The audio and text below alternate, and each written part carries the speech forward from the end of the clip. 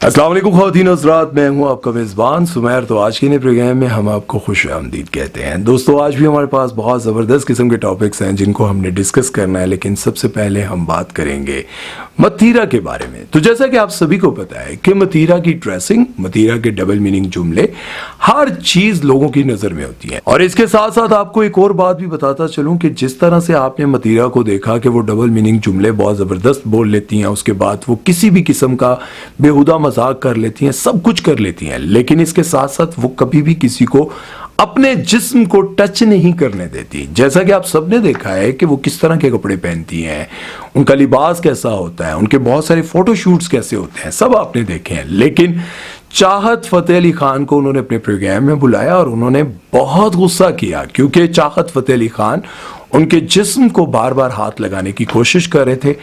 और उन्होंने कहा कि चाहत फतेह अली खान हमारे मेहमान थे, इसलिए मैंने बर्दाश्त कर लिया। वो मुझे हरेस कर रहे थे, मेरे बस में होता तो मैं उनको जूते मारती। चाहत फतेह अली खान साहब, थोड़ा सा आपको अक्ल को हाथ मारना चाहिए। अगर आप ये ऊट पटांग हरकतें ना करते, ये बेहुदा किस्म की हरकतें ना करते, अपने पूरी दुनिया में अपना मजाक ना उड़वाते, तो कभी भी आप उस स्टेज तक ना पहुंचते। लेकिन आज एक तो मैं हैरान था, एक हम टीवी का अवार्ड शो था कि क्या था, वो ऑडियंस जहां बैठी होती है, बंदा वहां फेस करके गाना गाता है। चाहत साहब को जब स्टेज पर बुलाया तो चाहत साहब ने अपना फेस महवी शयाद की तरफ कर लिया और अपनी तशरीफ जो है वो ऑडियंस की तरफ कर ली और टूं टूं टूं टूं टूं टूं। और यार कोई बंदा है यार तू, यार क्या, मैं मजाक के अलावा मैंने वो शो देखा जिसमें मतीरा जो है वो पीछे पीछे हो रही है, वो उसको जप्पी डालने की कोशिश कर रहा है। यार अपनी इज्जत का कम से कम खुद ही ख्याल कर लो, यही सोच लो कि तुम्हारे बच्चे होंगे, वो देख रहे होंगे। और रियल लाइफ में ये चाहत फतेह अली खान ऐसा बंदा नहीं है। जिस तरह से ये टीवी पर ये किसी प्रोग्राम में इनका मजाक उड़ाया जा रहा होता है और ये मजाक बर्दाश्त कर रहे होते हैं सब कुछ, लेकिन ये रियल लाइफ में बड़े अच्छे समझदार इंसान है।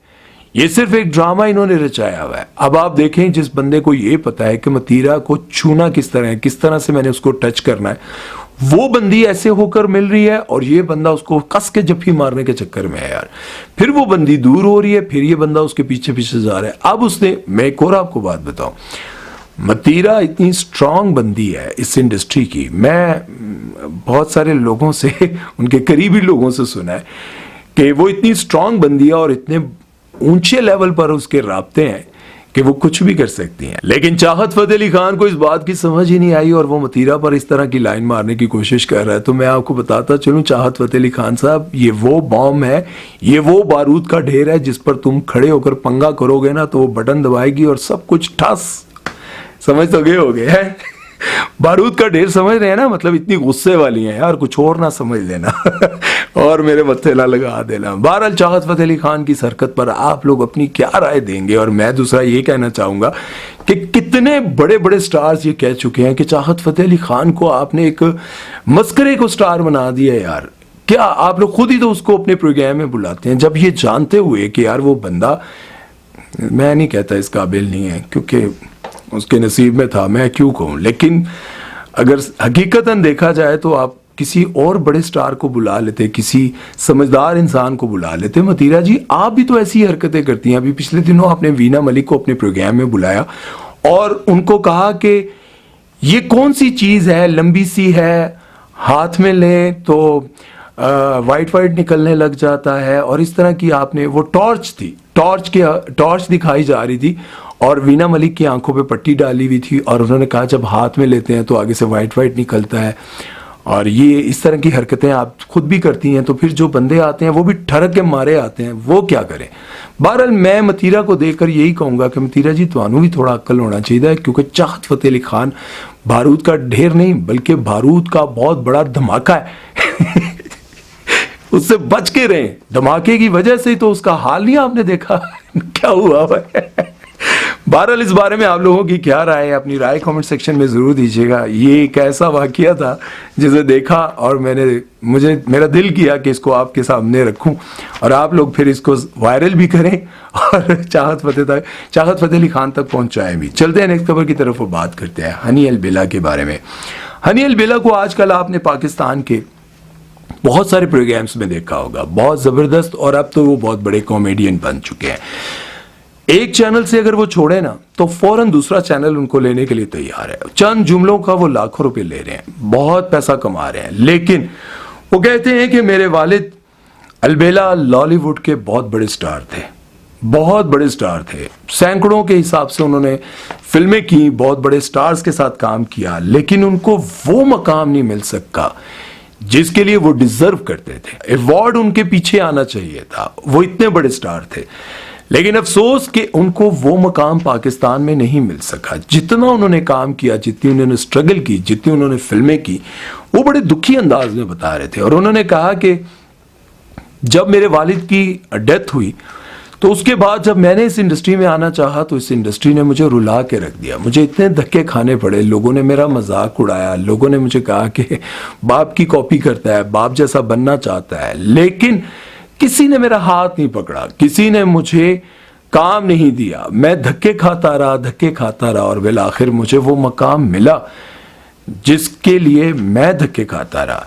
अब मैं आपको बताऊं कि बहुत सारे ऐसे लोग जिनके वालिदैन जिंदा हैं, जिस तरह से सुहेल अहमद जिंदा हैं तो उनके बेटे को बहुत अच्छा काम मिल रहा है, बड़े बड़े ड्रामे मिल रहे हैं। उसके बाद आहद रजा मीर को उसके वालिद खुद बहुत बड़े प्रोड्यूसर हैं, बहुत काम मिल रहा है।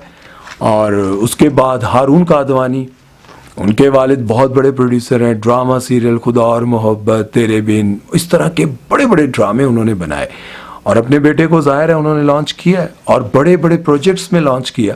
अभी उन्होंने अपने छोटे बेटे को लॉन्च करना था तो उन्होंने क्या किया, खलीलुर रहमान कमर से स्टोरी लिखवाई, कितनी महंगी स्टोरी लिखवाई। हनी अलबेला ने यह भी कहा कि बहुत सारे लोग ये भी कह देते थे कि पता नहीं कहां से आ जाता है यार मुंह उठाकर बेकार आदमी, और मुझे पता नहीं किस किस तरह की बातें सुनने को मिलती थी। अभी कुछ ही दिन के बाद आपको बब्बू बराल जो कि बहुत बड़े कॉमेडियन थे, उनके बेटे का पॉडकास्ट आपको मेरे मेन चैनल पर देखने को मिलेगा। उनके साथ क्या कुछ हो रहा है, उनकी बेटी के साथ क्या कुछ हुआ, ये आपको बहुत जल्द मेरे मेन चैनल पर उनका एक इंटरव्यू देखने को मिलेगा और आपकी आंखें खुली की खुली रह जाएंगी कि कल तक बेटा बेटा कहने वाले, इन्हीं के घर पे बैठकर खाना पीना और रहने वाले, इन्हीं के किस तरह से दुश्मन बने। वो इंटरव्यू आप देखेंगे ना तो आप बहुत हैरान होंगे। बहरहाल चलते हैं नेक्स्ट खबर की तरफ, लेकिन इसके बारे में आप लोग अपनी राय जरूर दीजिएगा। क्या हनी अलबेला और इनके वालिद अलबेला वाकई ही बड़े एक्टर थे या फिर आपको लगता है कि ये बस इतने के लिए ही ठीक थे? ये आप लोगों ने अपनी राय जरूर देनी है, क्योंकि आपकी राय बहुत सारे फनकारों को हौसला देती है और उनको लगता है कि लोग उनसे कितना प्यार करते हैं या फिर कितनी नफरत करते हैं। आप लोग अपनी राय जरूर दीजिएगा। चलते हैं नेक्स्ट खबर की तरफ और बात करते हैं मिस मीरा जी के बारे में। मिस मीरा जी क्या कहती हैं? अभी आपको पता है कि 2-3 दिन पहले की बात है, मोमर राना अपनी फिल्म की क्या कहते हैं प्रमोशन के दौरान जो है प्रीमियर पर ड्रंक पहुंच गए और जैसे ही वो वहां पहुंचे और ऐसे ऐसे गिर रहे थे, मेरे बात तो वो ड्रंक थे और ऐसे हंस भी रहे थे। मिस मीरा जी ने उन पर क्या अपनी राय दी, आप सुनकर हैरान हो जाएंगे। एक तरफ मोमर राना साहब गिर रहे हैं अपनी फिल्म की प्रमोशन, और नाम क्या है फिल्म का, बाप, और दूसरी तरफ मीरा जी क्या कहती हैं कि मोमर राना हमारा कौमी असासा है और ये हमारा कौमी फरीजा है कि हम इनकी हिफाजत करें। अच्छा जी, असी फिर मेरा ख्याल है करूं पहुंच जाइए उसे हिफाजत करने वास्ते, है ना। ये पाकिस्तान का सलमान खान है और ये आजकल गलत हाथों में लग गए हैं, गलत हाथों में पहुंच गए हैं। हमें चाहिए कि इनकी हिफाजत करें, इनकी सेहत का ख्याल रखें और इनको बुरी सोसाइटी से बचाएं। तो मिस मीरा जी तुसी घर ना ब्याह करो, तुसी चले जाया करो, जाके मोमर राना दा ख्याल रखा करो तो उन्हां को पानी पीने तू मना किया करो। मोमर राना के बारे में तो सऊद भी कह चुके हैं कि भाई मोमर राना पानी बहुत पीता है। केड़ा पानी? वही पानी, वो दम किया हुआ पानी। मैं पिछली वीडियो में भी कह चुका हूं ये राहत फतेह अली खान भी बहुत पानी पीते हैं, ये मोमर राना भी बहुत पानी पीते हैं। ये पानी पीने की वजह है कि आज इनको इस हालत में देखने को मिला। और आपको पता है बहुत सारे शोज भी ये ड्रंक होकर आ जाते हैं उस शो में और इसी तरह का प्रोग्राम करते हैं। बहरहाल नहीं करना चाहिए। मैं एक बात बताऊं, मैं मोमर राना की एक फिल्म मैंने देखी, उस फिल्म से यकीन करें मैं इनका फैन हो गया था। हम छोटे थे और फिल्म आई थी दीवाने तेरे प्यार के, जिया अली के साथ वो फिल्म थी। वो फिल्म बड़ी कमाल की थी, स्टोरी भी बड़ी कमाल की थी और मोमर राना की एक्टिंग भी बड़ी कमाल की थी। लेकिन ये क्यों होता है कि जब कोई बगैर मेहनत किए बड़ा स्टार बन जाता है, उसको film industry, drama industry, business में कहीं भी काम मिलने लग जाता है, तो वो अपना टाइम इन फजूल की चीज़ों में ज़ाया कर देता है। जैसे कि मैंने अपनी पिछली वीडियो में भी कहा था कि अक्षय कुमार को इस दौर में भी, जबकि उनकी हर एक फिल्म फ्लॉप होती है लेकिन उसके बावजूद उनको कास्ट कर लिया जाता है, लेकिन दूसरी तरफ संजय दत्त की हर फिल्म हिट होती है लेकिन उसके बावजूद उनको कास्ट नहीं किया जाता है। क्या वजह है?